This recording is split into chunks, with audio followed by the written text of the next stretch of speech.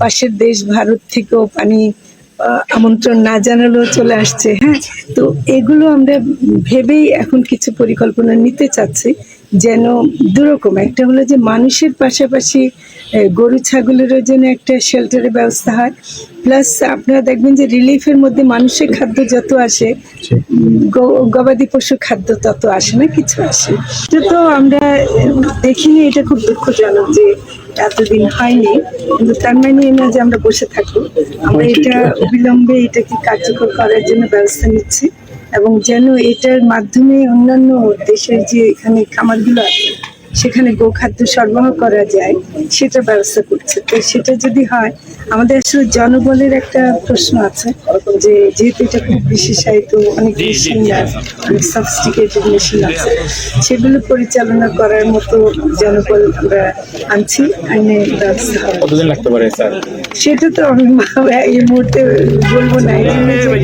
আমরা কাজ শুরু করছি অবিলম্বে, শিগগিরই হয়ে যাবে। মানে আপনি সুনির্দিষ্টভাবে যে দুর্নীতির কথা বললেন, ওটা আমি অত ডিটেল জানি, কিন্তু অনেকগুলো দুর্নীতি তো হয়েছে, এটা তো সত্যি কথা।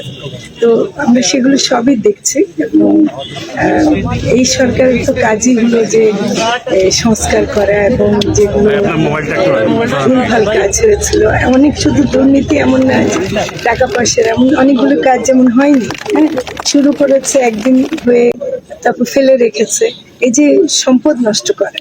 এবং আপনারা তো জানেন যে মৎস্য প্রাণী সম্পদ এমন একটা মন্ত্রণালয় যেটা মানুষের খাদ্যের যোগান দেয়, আমিষের যোগান দেয়। তো এখানে কোনো প্রকার দুর্নীতি সহ্য করা বা কোনো রকম অবস্থা সহ্য করা আমরা এটা করতে দিব না।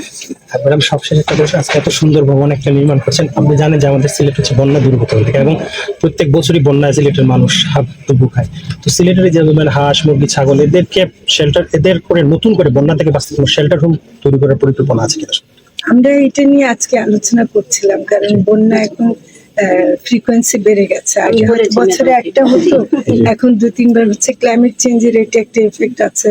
পাশের দেশ ভারত থেকেও পানি আমন্ত্রণ না জানালেও চলে আসছে। হ্যাঁ, তো এগুলো আমরা ভেবেই এখন কিছু পরিকল্পনা নিতে চাচ্ছি, যেন দুরকম, একটা হলো যে মানুষের পাশাপাশি গরু ছাগলেরও যেন একটা শেল্টারের ব্যবস্থা হয়, প্লাস আপনারা দেখবেন যে রিলিফের মধ্যে মানুষের খাদ্য যত আসে, গবাদি পশু খাদ্য তত আসে না, কিছু আসে।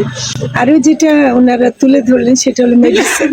হ্যাঁ, এবং আমি ধন্যবাদ জানাবো আমাদের ডিজি সাহেবকে, যে গতবার যে ফেনীতে এবং যেখানে হয়েছিল সেখানে ইমিডিয়েটলি গোখাদ্য সরবরাহ করা এবং ওষুধ দেওয়া, এটা আমরা গতবারের এই যে অগাস্টের পরে যে বন্যা হলো আমরা করেছি সেটা। তো কাজে এরকম পরিকল্পনা আমাদের নিতেই হবে, নাহলে তো বাঁচবে না মানুষ।